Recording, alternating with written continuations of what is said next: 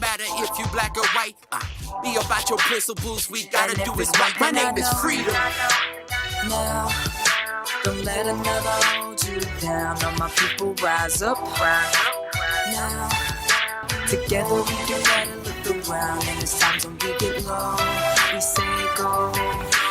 Come back stronger than before.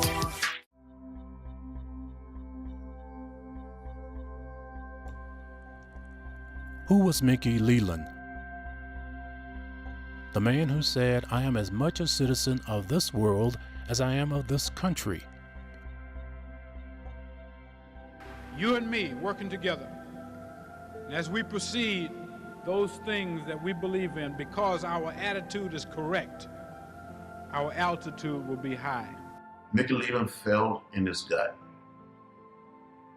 that we're one people, that we're one family, that we're one house. Not just the American house, not just the American family, but the world house.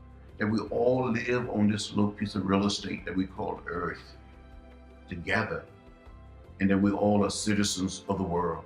He believed that. A lot of congressmen, a lot of people from the South didn't believe that we had hungry people in America and overseas, and he was just a tremendous force for the hungry, and he was great.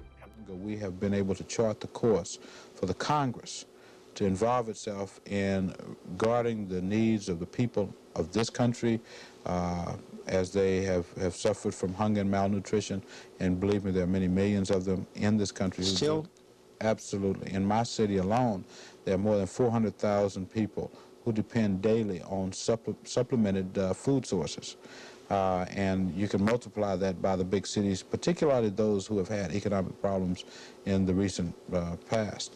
Problems of homelessness and hunger are running rampant and growing in this country. As chairman of the Select Committee on Hunger, he would actually try to portray the plight of homeless by himself, putting on a skull cap and getting a blanket and sleeping on cold concrete at a homeless shelter outside in the dead of winter in Washington, D.C. in the snow, whether it was going to refugee camps in what is now Somalia, Uganda. He cared. His legacy is get to know me, let's sit down and talk and see what we can work out. He was very committed to changing institutions, and he had a huge impact on doing that, far more than most people know. Well, Mickey Leland impressed me that he would reach across the aisle, sometimes even challenge his own party. Wherever you were, your humanity was the most important thing. So when people talked about Cuba, and when they talked about from a perspective that Cubans were mistreated and that Fidel was a horrible person, Mickey saw the other side of that Fidel provided health care for everybody.